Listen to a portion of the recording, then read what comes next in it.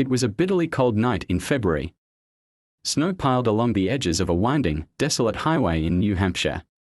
The sky was black, the kind of darkness that swallows everything. No street lights. No passing cars. Just silence. And then, a crash. A black satin sedan skidded off the road, its nose buried in a snowbank. The driver's side airbag had deployed. The windshield was cracked. But inside, there was no one. At 7:27 p.m., a 911 call was placed. A local resident reported the wreck, claiming a young woman stood beside the car. She seemed shaken but unharmed. He offered help. She refused. Said she'd already called for assistance.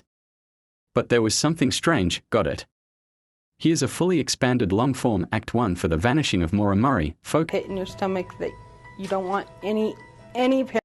The road stretched into darkness, its winding path carved through the frozen wilderness of New Hampshire. The snow was thick, swallowing the edges of the pavement in icy drifts.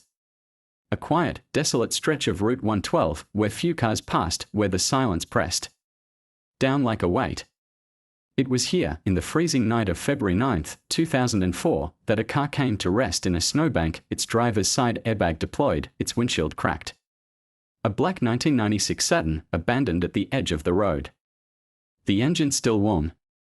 But the driver gone. It was the kind of night where the cold could steal your breath. Where the air stung your skin. Where no one in their right mind would walk away from the only shelter they had. And yet, someone had. Someone had stepped out of that car, vanished into the icy void, and left behind nothing but questions. That driver was Maura Murray, a 21-year-old nursing student from the University of Massachusetts Amherst. A bright, ambitious young woman with no history of violence, no criminal record, and no known enemies. Hours earlier, she had been on campus, attending classes, going about her day like any other. And then, without warning, she was gone. Packed a bag, withdrew money, bought alcohol, and started driving north. Alone. No one knew why. No one knew where she was going. And by the time those questions were asked, she had already disappeared. Her last known movements left behind a trail of mystery. That morning, she emailed her professors, claiming a family emergency would keep her away from class for the week. But there was no emergency.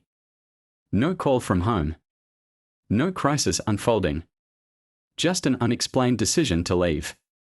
Then came the ATM footage. A grainy, low-resolution video captured Maura withdrawing $280 in cash. She stood at the machine, her expression calm, emotionless. Alone. No hesitation. No sign of distress. Then she drove to a liquor store. Purchased a box of Franzia wine, a bottle of Kahlua, a bottle of Bailey's Irish Cream, and a bottle of vodka.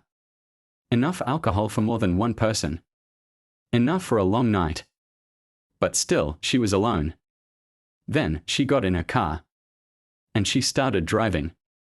A car engine hums, distant, fading into the cold night. The road stretched for miles. She passed through small towns, silent highways, her black satin cutting through the snow-covered landscape. No known destination. No stops, no gas stations, no rest areas. Just the road, stretching endlessly ahead. Sometime after 7 p.m., she reached Route 112, a remote highway in Haverhill, New Hampshire. And there, her journey came to a sudden, unexplained halt. A sharp crash, metal twisting, glass cracking. Her car struck a snowbank, the front end partially buried in ice. The airbags deployed. The windshield fractured. But Maura, she was fine. No injuries. No signs of distress. At 7:27 p.m., a 911 call was placed. A local resident reported the accident, describing a young woman standing by the car. Moments later, a school bus driver, Butch Atwood, pulled up beside her. He rolled down his window, concerned, asking if she needed help. She said no. She had already called for assistance.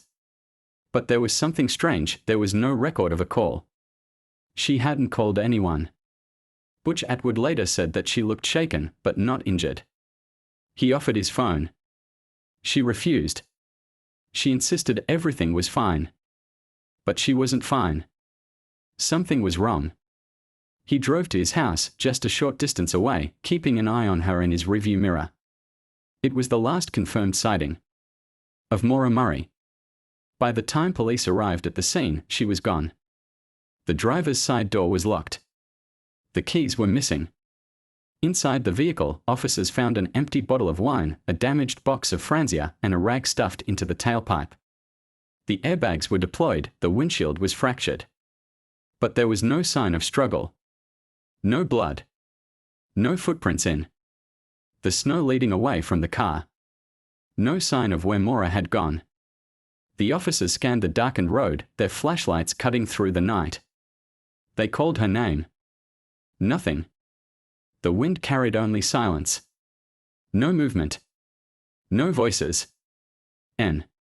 Authorities searched the immediate area, their flashlights cutting through the blackness. They called her name into the night, their voices fading into the wilderness. The cold bit at their skin. The trees stood motionless, bearing witness to something unseen. The only sounds were the distant rustling of wind and the crunch of boots in the snow. Nothing else. They searched further, scanning the road, checking the tree lines. Houses nearby were dark and silent. The nearest home, just a short distance away, belonged to Butch Atwood, the school bus driver who had last seen Maura. When officers knocked on his door, he told them the same thing: she was there. And then she wasn't. She had refused his help, told him she had already called for assistance. But there was no record of a call. The only known communication from her phone that night had been a voicemail left on her boyfriend's line, wordless, just the sound of breathing. And after that, silence. The ones that made investigators look twice. Over the years, other young women had gone missing along the highways of New England. Some were found. Some never were. Their cases bore eerie similarities: isolated roads, abandoned vehicles, no clear signs of struggle. Was it possible that Maura had become part of a pattern? That someone had been watching her, waiting for the perfect moment to strike? Years passed. The case drifted into obscurity, resurfacing only when new information emerged, when a tip would lead investigators down yet another dead-end road. But no arrests were ever made. No body was ever found. Maura Murray had walked into the night, and the night had swallowed her whole. The days turned to weeks. The weeks to months. And Maura Murray remained missing. The snow that had once hidden any traces of her movements melted with the changing seasons, revealing nothing new. The road where she was last seen became a place of pilgrimage. Family, true crime followers, and investigators alike visited the site, hoping for answers. But answers never came. Theories multiplied, each one more unsettling than the last. Some believed she had succumbed to the elements, disappearing into the frozen wilderness beyond Route 112. Others were certain she had been taken, her fate sealed in the hands of a stranger. And then, there were those who whispered of something darker, something planned, something calculated. Her father, Fred Murray, never stopped searching. He retraced every step, followed every lead, knocked on every door. He believed his daughter had met with foul play. That someone had picked her up that night. That she had never left that road of her own free will. The investigation, though extensive, raised more questions than it answered. Some reports suggested that a suspicious vehicle had been seen in the area that night. A dark pickup truck, idling near the crash site before disappearing into the night. Others spoke of figures in the woods, strangers whose presence was never fully explained. Then, there was the unsettling connection to other disappearances. In the years surrounding Maura's vanishing, multiple young women had gone missing in the region.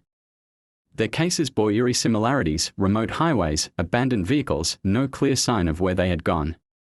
Some were found. Others remained lost, their names etched into the long list of the missing.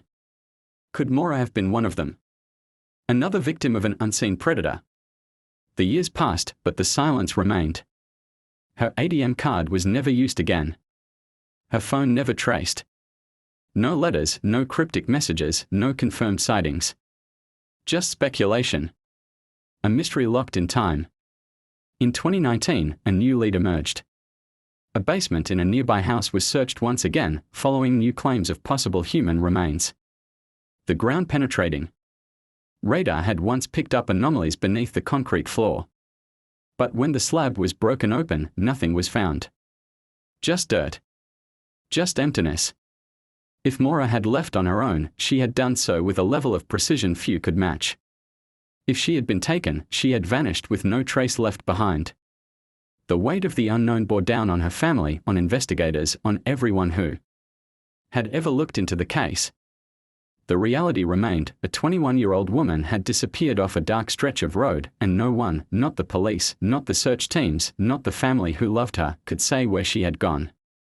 The last confirmed sighting of Maura Murray was at 7:30 p.m. on February 9, 2004. The cold air had settled over Route 112. The trees had stood silent. The snow had fallen, covering whatever was left behind. And then, she was gone. If you found this story intriguing, and you want more chilling mysteries, subscribe to my YouTube channel.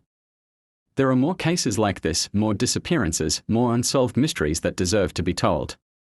Hit the subscribe button, turn on notifications, and stay with me as we uncover the stories the world forgot.